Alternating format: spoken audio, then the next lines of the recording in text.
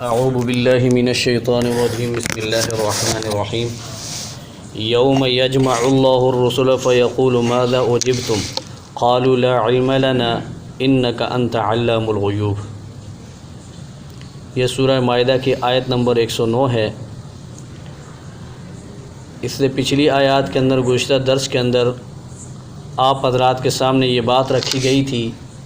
کہ اللہ تبارک و تعالی نے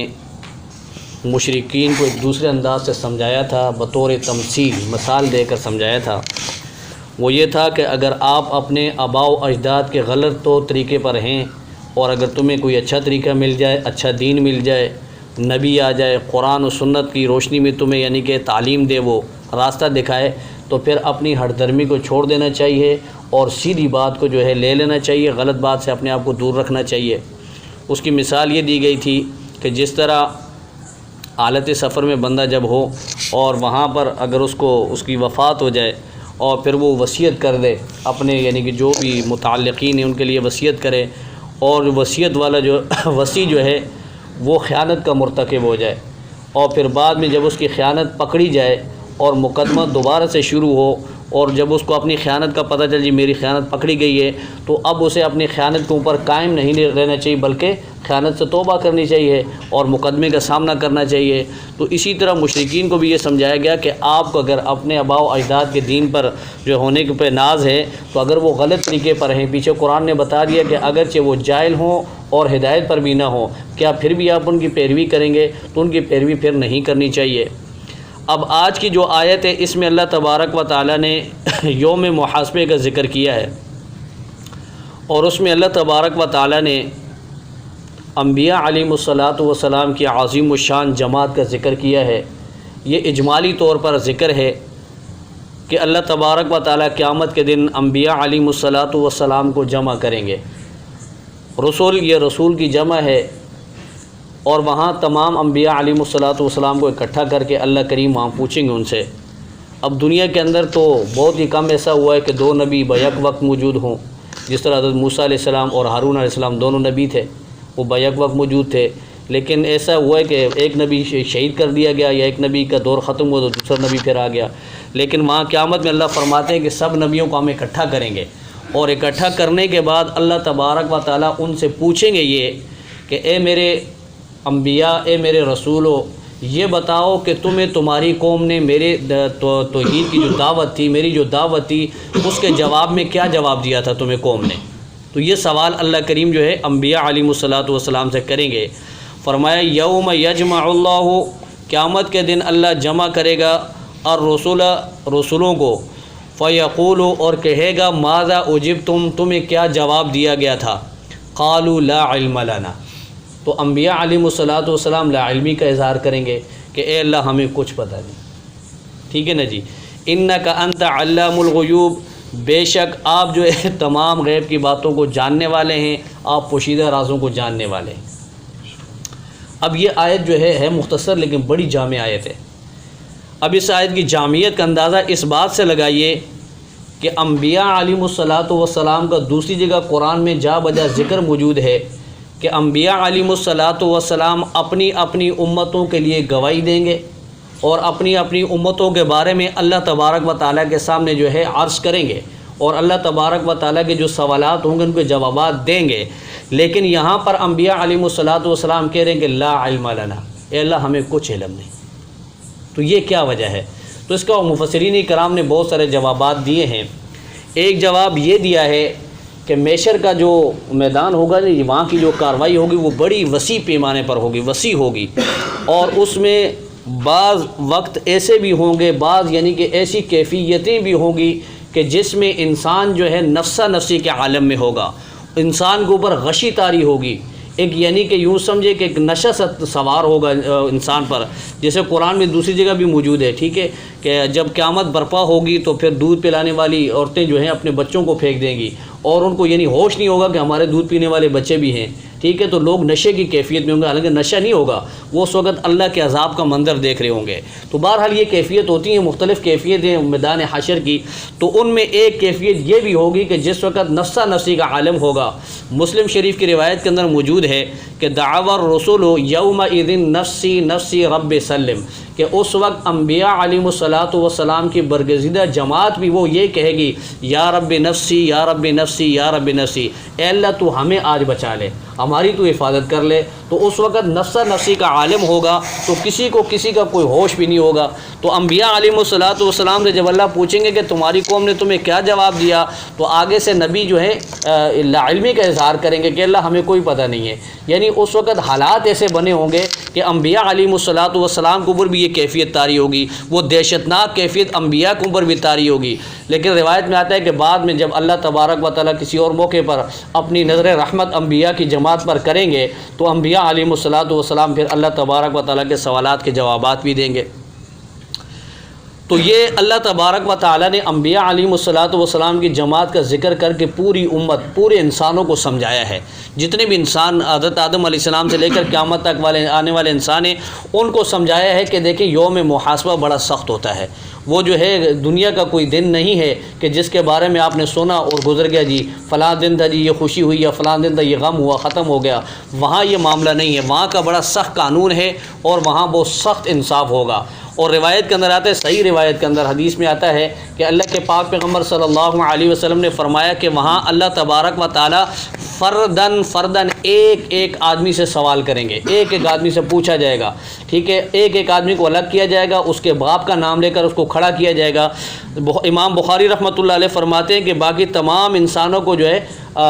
باپ کی نسبت سے پکارا جائے گا۔ حضرت عیسیٰ علیہ الصلوۃ والسلام کو ماں کی نسبت سے پکارا جائے گا، چونکہ عیسیٰ علیہ الصلوۃ والسلام کو اللہ تعالیٰ نے معجزانہ طور پر جو ہے بغیر باپ کے پیدا فرمایا۔ تو باقی تمام انسانوں کو باپ کا نام لے کر باپ کے نام سے پکارا جائے گا اور پھر ان کو کھڑا کیا جائے گا۔ اللہ کی عدالت ہوگی، یہ انسان اللہ کی عدالت میں کھڑا ہوگا، وہاں نہ کوئی وکیل ہوگا، نہ کوئی ایڈوکیٹ ہوگا، نہ کوئی جو ہے جج ہوگا، کوئی بھی یعنی کہ اس کا مقدمہ نہیں لڑے گا کہ جی میں تیرا مقدمہ لے کے اللہ کی عدالت میں جا رہا ہوں، اب تو نے ٹینشن نہیں لینی۔ نہیں، اللہ کریم کہیں گے میرے سامنے کھڑا ہو اور تو نے دنیا کے اندر میری ساری نعمتیں استعمال کی ہیں، ثم لتسألن یومئذ عن النعیم، اس دن پھر ہر نعمت کے بارے میں اللہ کریم سوال کریں گے۔ اور حدیث کے اندر آتا ہے کہ اللہ کے پاک پیغمبر صلی اللہ علیہ وسلم نے فرمایا کہ اللہ تبارک و تعالیٰ زمین کو حکم دے دیں گے کہ اب ہر بندے کے قدموں کو وہ جکڑ لے، جس طرح مقناطیس ہوتی ہے، مقناطیس لوہے کو پکڑ لیتی ہے، تو اس طرح زمین انسانوں کے قدموں کو پکڑ لے گی، جکڑ لے گی، اور اللہ تبارک و تعالیٰ لمبی چوڑی بحث تو بعد میں ہوگی، پھر آگے سوالات ہوں گے اور پھر مختلف قسم کے سوالات ہوں گے، اور پھر یہ انسان کبھی ادھر بھاگنے کی کوشش کرے گا، کبھی ادھر بھاگنے کی کوشش کرے گا، کبھی جھوٹ بولے گا، اور پھر آخر میں آ کر کہے گا کہ یا اللہ شیطان نے ہمیں گمراہ کیا، ٹھیک ہے، شیطان پہ ڈالے گا، اور پھر شیطان بھی ان کو جواب دے دے گا کہ بھائی میں نے تمہیں زبردستی تمہارے اوپر جو ہے اپنا قانون مسلط نہیں کیا، میں نے تمہیں دعوت دی تھی، رحمان کی دعوت بھی تھی، میری دعوت بھی تھی، فاستجبتم، تم نے جو ہے میری دعوت کو قبول کیا اور اللہ کی دعوت کو تم نے قبول نہیں کیا، اب میں کون سا جنت میں جا رہا ہوں، آ جاؤ میرے ساتھ، تم بھی جہنم میں جاؤ، ٹھیک ہے نا جی، مجھے ملامت نہ کرو، اپنے نفس کو ملامت کرو۔ شیطان اس وقت یہ ان کو کہہ دے گا۔ پھر اللہ تبارک و تعالیٰ سورہ یاسین کے اندر موجود ہے کہ اللہ کریم جو ہے پھر اس انسان کے جو ہے منہ کے اوپر تالا لگا دیں گے، مور لگ جائے گی، پھر اللہ تبارک و تعالیٰ جو ہے انسان کے اعضاء جو ہیں یہ اللہ تبارک و تعالیٰ کے سامنے گفتگو کریں گے، انسان کے ہاتھ گواہی دیں گے، انسان کے پاؤں گواہی دیں گے، کان گواہی دیں گے، اور جتنے بھی اعضاء ہیں ہمارے جو دنیا کے اندر ہم استعمال کر رہے ہیں، آج ہمیں تو اس کے استعمال کرتے ہوئے جو ہے نا ذرا بھی اس کی اہمیت نہیں کہ بھائی میری آنکھیں کہاں استعمال ہو رہی ہیں، میرا کان کہاں استعمال ہو رہا ہے، میری زبان کہاں استعمال ہو رہی ہے، میرے ہاتھ کہاں استعمال ہو رہے ہیں، میرے پاؤں کہاں استعمال ہو رہے ہیں۔ لیکن میرے عزیزوں یہ بات یاد رکھو کہ قرآن میں یہ موجود ہے کہ قیامت کے دن یہی ہمارے خلاف ہو جائیں گے، یہی ہمارے دشمن ہو جائیں گے۔ اس کی وجہ یہ ہے کہ انسان بھاگنے کی کوشش کرے گا، لیکن اللہ فرمائیں گے کہ اب تیرے جسم کے اندر سے خود تیرے گواہ موجود ہیں، وہ تیرے خلاف گواہی دیں گے، اور پھر اللہ کی عدالت میں کوئی بچ نہیں سکے گا۔ تو بہرحال زمین کو حکم ہوگا کہ ان کے قدموں کو جکڑ لے، جب قدم زمین جکڑ لے گی پھر اللہ تبارک و تعالیٰ 4 سوال کریں گے۔ پہلا سوال یہ ہوگا کہ میرے بندے تجھے میں نے عمر جیسی عظیم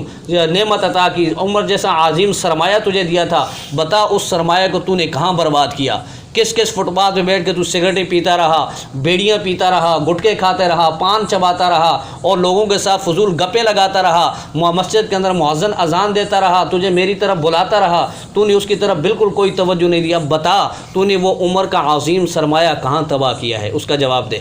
پہلا سوال۔ دوسرا سوال ہوگا کہ بتا میرے بندے تجھے میں نے جوانی عطا کی تھی، اب ظاہر بات ہے عمر کے جوانی بھی ہوتی ہے، اللہ تعالیٰ نے جوان، اب الحمدللہ زیادہ تر یہاں پہ نوجوان بیٹھے ہوئے ہیں، تو جو جوانی جیسی عظیم نعمت تجھے عطا کی گئی، اس جوانی کو تو نے کہاں تباہ کیا، کن کن کھیلوں کے اندر تباہ کیا، کن کن لو لعاب کے اندر اس جوانی کو تو نے غرق کیا، تباہ کیا۔ تو جوانی اللہ کی بڑی عظیم نعمت ہے، کاش کہ اللہ تعالیٰ ہمیں اس کی قدردانی نصیب فرما دیں، اس کی ہمیں قدردانی آ جائے۔ آج ہم نوجوانوں کو جو ہے بالکل اپنی جوانی کی قدردانی نہیں ہے۔ اب جب بڑھاپے کی دہلیز پہ قدم رکھتے ہیں تو پھر ہمیں اللہ بھی یاد آ جاتا ہے، پھر ہمیں اللہ کا رسول بھی یاد آ جاتا ہے، پھر ہمیں مسجد بھی یاد آ جاتی ہے، پھر ہمیں قرآن بھی یاد آ جاتا ہے، پھر بڑھاپے میں جا کر ہم سیکھنا چاہتے ہیں، پڑھنا چاہتے ہیں، لیکن پھر حالات جو ہے اجازت نہیں دیتے اور انسان کی جسمانی ساخت جو وہ اجازت نہیں دیتی۔ اب اگر وہ نماز میں کھڑا ہو کر لمبا قیام کرنا چاہے تو اس کا جسم اس کو اجازت نہیں دیتا، کمر میں درد شروع ہو جائے گا، پاؤں اس کے لرزنے لگیں گے، ٹھیک ہے، جسم کانپنے لگے گا، زیادہ دیر کھڑے ہونے کی اجازت نہیں ہے، ٹھیک ہے، مختصر قیام کر، مختصر رکوع کر، مختصر سجدہ چل نکل، ٹھیک ہے نا جی۔ اب جب جو تیرے جو دور تھا جو عبادت کرنے کا، جو جوانی تھی، اس کے اندر اگر تو لمبا قیام کرتا، تو لمبا رکوع کرتا تو مزہ بھی آتا۔ اسی لیے کسی شاعر نے کیا خوب کہا کہ تیلکا سا مچا دیتی ہے عرش آسمانی پر، جب جوانی محبت سے خدا کا نام لیتی ہے۔ تو جب محبت کے سے جو ہے نا جوانی کے اندر خدا کو یاد کریں گے تو اس میں مزہ ہوتا ہے، لیکن بڑھاپے کے اندر یہ ساری چیزیں کام چھوڑ دیتی ہیں، انسان کی بینائی چلی جاتی ہے۔ اگر وہ بیانات سننا چاہے، قرآن کے یعنی کہ دروس سننا چاہے، اچھی اچھی باتیں سننا چاہے، لیکن پھر اس کی سماعت اجازت نہیں دیکھی، بوڑھا ہو گیا نا جی، اب بڑھاپے کے بعد اس کی سماعت اجازت نہیں دیکھتی۔ اب وہ قرآن کی تلاوت کرنا چاہ رہا ہے، لیکن بڑھاپے کی وجہ سے اس کی بینائی اس کو اجازت نہیں دیتی۔ اب وہ کوئی اچھے کام ہاتھ سے کرنا چاہتا ہے، لیکن اب ہاتھوں کے اندر اس کے طاقت نہیں، وہ اللہ کے راستے میں نکلنا چاہ رہا ہے، تبلیغ کے میدان میں، جہاد کے میدان میں، یا وہ حج کے لیے جانا چاہ رہا ہے، لیکن اب اس کے پاؤں اس کو اجازت نہیں دیتے، دماغ اس کا اجازت نہیں دیتا۔ تو یہ سارے حالات بڑھاپے کے اندر جب آتے ہیں تو انسان بالکل مجبور محاذ ہو جاتا ہے۔ تو جوانی کو بڑی غنیمت سمجھے اللہ کی، یہ اللہ کی بہت بڑی عظیم نعمت ہے، اس کو جو ہے ضائع نہ کریں، برباد نہ کریں، اس کو وہاں خرچ کریں جہاں اللہ اور اس کے رسول چاہتے ہیں، جہاں اللہ اور اس کے رسول کی چاہت کے مطابق ہماری جوانیاں خرچ ہوں گی تو اللہ تبارک و تعالیٰ آخرت میں ہمارے کی کام آئیں گی۔ اگر ہم نے جوانی کی قدر نہیں کی تو کیا سوال ہوگا۔ تو دوسرا سوال کس کے بارے میں؟ جوانی کے بارے میں۔ میرے بندے تجھے جوانی دی گئی تھی، اس جوانی کو کہاں تباہ کیا؟ تیسرا سوال ہوگا، میرے بندے تجھے مال دیا گیا تھا، اس مال کو تو نے کہاں سے کمایا اور کس مصرف میں خرچ کیا؟ کیا تو نے میرے بغاوت والے راستے میں خرچ کیا، میری نافرمانی والے راستے میں خرچ کیا، یا میری رضاجوئی کے لیے خرچ کیا، غریبوں کو کھلایا، محتاجوں کو دیا، یتیموں پہ خرچ کیا، اپنے اہل و عیال پہ خرچ کیا، میری رضا کے لیے؟ جو بھی کیا ہوگا وہاں پہ ایک ایک ذرے ذرے کا حساب ہوگا، اور یہ بات قرآن کے اندر موجود ہے، ٹھیک ہے۔ قرآن میں اللہ فرماتے ہیں کہ جب انسان کو وہاں پہ اس کے نامہ اعمال لا کر دیے جائیں گے نا کتاب کی شکل میں، تو اللہ تبارک و تعالیٰ فرمائیں گے کہ اقرا، یہ تیرا نامہ اعمال ہے، اقرا پڑھ لیجئے، کفا بنفسک علیک الیوم علیک، اقرا کتابک کفا بنفسک الیوم علیک حسیبا، یہ تیرے دنیا کے کرتوت ہیں، تیرے اعمال نامے ہیں، جو کچھ دنیا کے اندر تو نے کیا وہ اس کتاب کے اندر لکھا ہوا ہے، پڑھ لے اس کو۔ تو جب انسان اپنی اس نامہ اعمال کی کتاب کو اٹھا کر دیکھے گا تو پھر انسان قرآن نقل کرتا ہے کہ یہ انسان حیرانگی کی حالت میں کہے گا کہ ما لہذا الکتاب لا یغادر صغیرۃ ولا کبیرۃ الا احصاها، یہ تو بڑی عجیب و غریب کتاب ہے کہ اس نے تو میرا کوئی عمل نہیں چھوڑا، یہ فلاں کام تو میں نے خفیہ کیا تھا، اس فلاں کام کو تو کسی کو پتہ نہیں تھا، یہ سارے کام وہاں پہ اس کتاب کے اندر لکھے ہوئے ہوں گے۔ میرے بھائی یہ بات ذہن میں رکھنا کہ جب میں اور تم اکیلے ہوتے ہو نا، ہم گناہ جب اکیلے میں کر رہے ہوتے ہیں تو ہم اپنے آپ کو اکیلا سمجھتے ہیں، لیکن ہم اکیلے نہیں ہوتے۔ کرامن کاتبین یعلمون ما تفعلون، وہ تحریر کر رہے ہیں، وہ ہمہ وقت ہمارے ساتھ موجود ہیں۔ اگر ہمیں یہ استحضار حاصل ہو جائے کہ بھائی میں جو بھی عمل کر رہا ہوں مجھے اللہ دیکھ رہا ہے، اللہ کے فرشتے دیکھ رہے ہیں، وہ لکھ رہے ہیں، تو انسان جو گناہوں سے اپنے آپ کو روک لے۔ لیکن آج ہم دنیا کے اندر اس چیز کو بھلا چکے ہیں، آج ہمیں اللہ کا خوف ہمارے دلوں کے اندر نہیں رہا، نہ اللہ تبارک و تعالیٰ کے سامنے جو حاضر ہونے کا خوف ہے۔ وَلِمَنْ خَافَ مَقَامَ رَبِّهِ وَنَهَى النَّفْسَ عَنِ الْهَوَىٰ، جس شخص کے دل کے اندر یہ خوف ہوگا کہ کل قیامت کے دن مجھے اللہ کے سامنے کھڑا ہونا ہے، تو وہ اپنے آپ کو گناہوں سے روکے گا۔ لیکن جب یہ خوف ہی نہیں ہوگا اور اس کو حساب کتاب دنیا کا ایک معاملہ لگے گا کہ بھائی جس طرح دنیا کے عدالت کے اندر جاتے ہیں،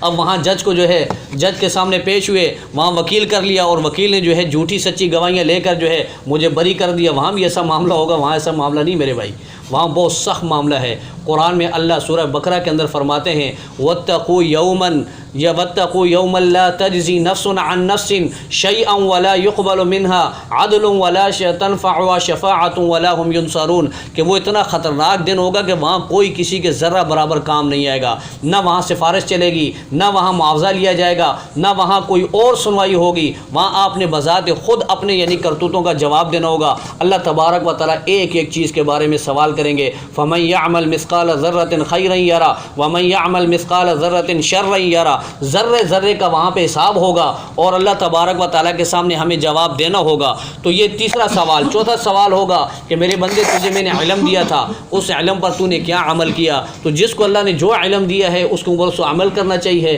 ٹھیک ہے۔ جس کو کلمہ آتا ہے وہ کلمے کا عالم ہے، کلمے کے متعلق اس سے سوال ہوگا۔ جس کے پاس جتنا علم ہے اس سے اس کے متعلق سوال ہوگا۔ تو میرے عزیز دوستوں اور بزرگوں، قیامت کا دن بہت سخت ہے اور اللہ تبارک و تعالی ہم سب کو قیامت کی رسوائی سے بچائے۔ قیامت کی رسوائی سب رسوائیوں سے بڑی رسوائی ہے۔ وہاں پہ اللہ تبارک و تعالیٰ کی عدالت کے اندر پورا مجمع ہوگا، پورا میدان محشر بھرا ہوا ہوگا۔ تقریباً اللہ تبارک و تعالیٰ جو ہے 120 صفیں بنا دیں گے اور 120 صفوں کے اندر کھڑا کر کے اللہ تبارک و تعالیٰ کی طرف سے اعلان ہوگا کہ وَامْتَازُوا الْيَوْمَ أَيُّهَا الْمُجْرِمُونَ، آج مجرموں کو جو ہے میرے نیک بندوں کے ساتھ کھڑے ہونے کی اجازت نہیں ہے۔ دنیا کے اندر تو تم ایک مجلس میں بیٹھے، دنیا کے اندر تو ایک ساتھ رہے، لیکن آج تم میرے نیک بندوں کے ساتھ نہیں رہ سکتے، اس لیے کہ دنیا کے اندر تم نے میری نافرمانی کی، تم نے میری بغاوت کا علم اٹھایا اور ان لوگوں نے جو ہے مجھے راضی کیا، تو تم نے جو ہے مجھے ناراض کیا، تو آج تم الگ ہو جاؤ۔ فریق فی الجنہ فریق فی السعیر، دو جماعتیں بن جائیں گی، ایک فریق جو ہے جنت میں چلا جائے گا، دوسرا فریق جہنم میں چلا جائے گا۔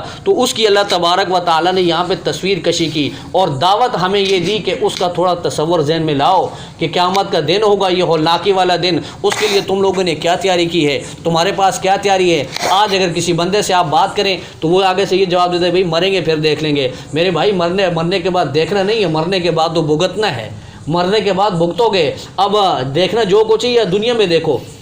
مرنے والا جب قبرستان جاتے ہیں نا، ہم ان مردوں کی باتیں سنتے نہیں ہیں، وہ جو آگے سے ہمیں جواب دیتے ہیں نا، کاش کہ ہمیں اللہ تبارک و تعالیٰ ان کی بولی سمجھا دیتے اور ان کی بولی ہم سمجھ لیتے کہ وہ کہتے کیا ہیں۔ جب ہم قبرستان جاتے ہیں دعا کرتے ہیں کہ جی فلاں مرحوم فلاں یہ ٹھیک ہے نا جی، تو وہ آگے سے مردے کہتے ہیں کہ تم لوگ بڑے خوش نصیب ہو۔ دیکھو دنیا کے اندر جو ہمیں بتایا جا رہا تھا کہ بھائی یہ عمل کرو گے اس کا یہ ثواب ہے، یہ عمل کرو گے اس کا یہ بدلہ ہے، آج ہم اس کا ثمرہ تو دیکھ رہے ہیں لیکن اعمال کرنے سے ہم قاصر ہیں۔ تم یہاں پہ اس کا ثمرہ دنیا میں تو نہیں دیکھ سکتے لیکن تم اعمال کر سکتے ہو۔ اگر تم چاہو تو جتنے چاہو اعمال کر لو، اللہ کو راضی کر لو۔ جب تک تمہارے اندر سانس موجود ہے تم اللہ کو راضی کر سکتے ہو، جب یہ سانس ختم ہوگی تو پھر چانس ختم ہے، پھر اللہ تعالیٰ چانس نہیں دیں گے۔ اس لیے میرے عزیز دوستوں اور بزرگوں، ہم کوشش کریں کہ ہم وقت ہم اللہ کو راضی کرنے کی کوشش کریں، اللہ اور اس کے رسول کو راضی کریں۔ دنیا کے اندر مسلمان کے صرف جینے کے دو ہی مقصد ہیں کہ میرا رب اور میرا رسول مجھ سے راضی ہو جائے۔ جب انسان یہ مقصد پورا کر لیتا ہے تو سمجھ لو اللہ تبارک و تعالیٰ اس کو دنیا کے اندر بھی کامیاب کرتے ہیں، آخرت میں بھی کامیاب کرتے ہیں۔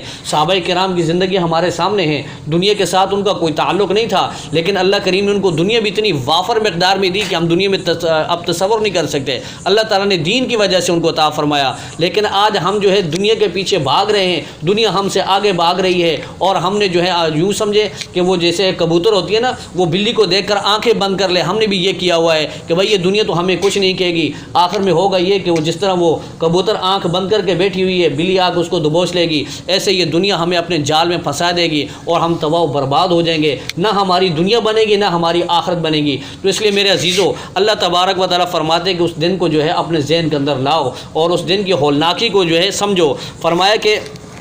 یوم یجمع اللہ الرسل، جس دن اللہ تبارک و تعالیٰ انبیاء علیہ الصلاۃ والسلام کی جماعت کو جمع کریں گے اور ان سے سوال کیا جائے گا ماذا اجبتم، کہ تمہیں کیا جواب دیا گیا تھا تمہاری امتوں کی طرف سے جو تم نے دعوت ان کو پہنچائی۔ قالوا لا علم لنا، اب دوسری جگہ موجود ہے کہ فلنسألن الذین ارسل الیہم ولنسألن المرسلین، اللہ تبارک و تعالیٰ یعنی ان لوگوں سے بھی پوچھیں گے جن کی طرف نبی بھیجے گئے اور نبیوں سے بھی اللہ سوال کریں گے جن قوموں کی طرف اللہ نے نبیوں کو بھیجا۔ تو یہ سارے سوالات حالات ہوں گے۔ بہرحال فرمایا کہ قالوا لا علم لنا، انبیاء علیہم الصلاۃ والسلام دہشت کی وجہ سے یا ادب کی وجہ سے کہیں گے کہ اے اللہ ہمیں کوئی علم نہیں، یا پھر جو ہے اپنی کم علمی کا اظہار کریں گے کہ اللہ تیرے علم کے سامنے ہمارے علم کی کیا اہمیت ہے، جس طرح یعنی سورج کو چراغ دکھانا اور سمندر یعنی کہ سمندر اور کہاں قطرہ اس کی کوئی اہمیت نہیں، تو وہ اپنی علمی کا اظہار کر کے اللہ تبارک و تعالیٰ کی عظمت کا اقرار کریں گے، اللہ تبارک و تعالیٰ کی کبریائی کا اقرار کریں گے، اور فرمایا کہ انک انت علام الغیوب،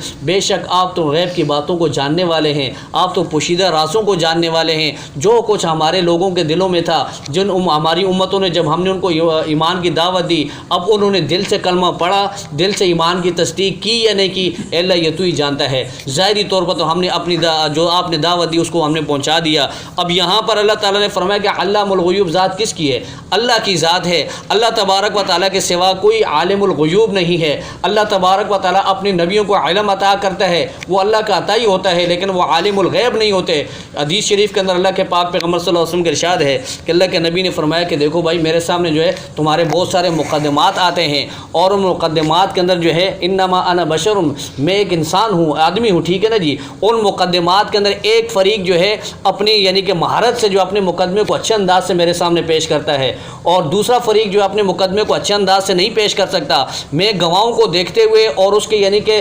مقدمے کو دیکھتے ہوئے میں اس کے حق میں فیصلہ کر دیتا ہوں، لیکن یہ بات یاد رکھو اگر وہ اس چیز کا مستحق نہیں جو فیصلہ میں نے کیا ہے، اگر وہ اس کو لے گا تو وہ اس طرح سمجھے کہ اپنے لیے یعنی کہ جہنم کا ایک ٹکڑا لے رہا ہے، تو اس لیے اللہ کے نبی نے منع فرمایا کہ ایسی چیزیں نہ کریں۔ اور ایک اور روایت کے اندر آتا ہے اللہ کے نبی صلی اللہ علیہ وسلم فرماتے ہیں کہ قیامت کے دن جو ہے فرشتے جو ہیں آپ صلی اللہ علیہ وسلم کی طرف، جب آپ صلی اللہ علیہ وسلم حوض کوثر پہ پانی پلا رہے ہوں گے تو ایک جماعت آئے گی اور آپ نشانیوں سے پہچانیں گے کہ یہ میرے امتی ہیں، تو فرشتے ان کو روک لیں گے، راستہ بلاک کر دیں گے، فرشتے آنے نہیں دیں گے، تو اللہ کے نبی فرمائیں گے بھائی یہ تو میرے امتی لگ رہے ہیں، ان کو آنے دو تاکہ میں ان کو اپنے دست مبارک سے جو ہے حوض کوثر کا پانی پلاؤں۔ تو فرشتے کہیں گے کہ انک لا تدری، اے اللہ کے پاک پیغمبر صلی اللہ علیہ وسلم آپ جو ہے ان کے بارے میں نہیں جانتے، یہ وہ بدبخت لوگ ہیں جنہوں نے جو ہے آپ کے بعد جو ہے لا تحدثوا، آپ کے بعد جو ہے دین کو انہوں نے بالکل تبدیل کر دیا، بدعات، خرافات، رسومات، رواج جو ہے دین کے اندر لائے انہوں نے، اور انہوں نے دین کا حلیہ بگاڑ دیا تھا۔ تو اللہ کے نبی صلی اللہ علیہ وسلم غصے کی حالت میں فرمائیں گے سحقن سحقن لمن غیر بعدی، ان بدبختوں کو مجھ سے دور ہٹاؤ کہ انہوں نے میرے دین کا حلیہ بگاڑا۔ تو اللہ تبارک و تعالی ہم سب کو جو ہے دین کے اندر جو ہے خرافات سے بچائے، جو اللہ کا دیا، اللہ کا نبی نے جو ہمیں دین دیا ہے اس کے اوپر 100% اللہ کریم ہمیں عمل کرنے کی توفیق عطا فرمائے۔ بہرحال جو کچھ کہا گیا سنا گیا اللہ کریم ہم سب کو عمل کی توفیق عطا فرمائے، اور اللہ تبارک و تعالی ہمیں یوم محاسبے کی تیاری کی توفیق عطا فرمائے۔ دنیا کے اندر رہتے ہوئے ہم اللہ کو راضی کر سکتے ہیں، اور دنیا کے اندر انسان بڑا عجیب ہے، جس چیز سے بچنا ممکن اس سے بچنے کی ہم کوشش نہیں کرتے، اور جس سے بچنا ممکن نہیں ہے اس سے بھاگ رہے ہیں۔ موت سے سارے بھاگ رہے ہیں کہ بھائی ہم مرے نہیں، ہمارے پیچھے موت نہ آئے، اس سے سب لوگ بھاگ رہے ہیں کہ کوئی نہیں چاہتا کہ میں مروں، لیکن جہنم سے بچنا ممکن ہے، اس سے کوئی بچنے کی کوشش نہیں کر رہا کہ جہنم سے بچ جاؤ، اعمال کر لو، اللہ کو راضی کر لو، اللہ کے رسول کو راضی کر لو، اللہ تبارک و تعالی جہنم سے بچا دیں گے۔ تو اللہ تبارک و تعالی ہم سب کو جو جہنم سے بچائے اور قیامت کی ہولناکیوں سے اللہ کریم ہم سب کی حفاظت فرمائے۔ وآخر دعوانا ان الحمدللہ رب العالمین۔ اللہم صلی علی سیدنا و مولانا محمد وعلی آل سیدنا و مولانا محمد وبارک وسلم۔ ربنا تقبل منا انک انت السمیع العلیم وتب علینا انک انت التواب الرحیم، وصلی اللہ تعالی علی خیر خلقہ محمد وعلی آلہ وصحبہ اجمعین۔ کتنا ہوا؟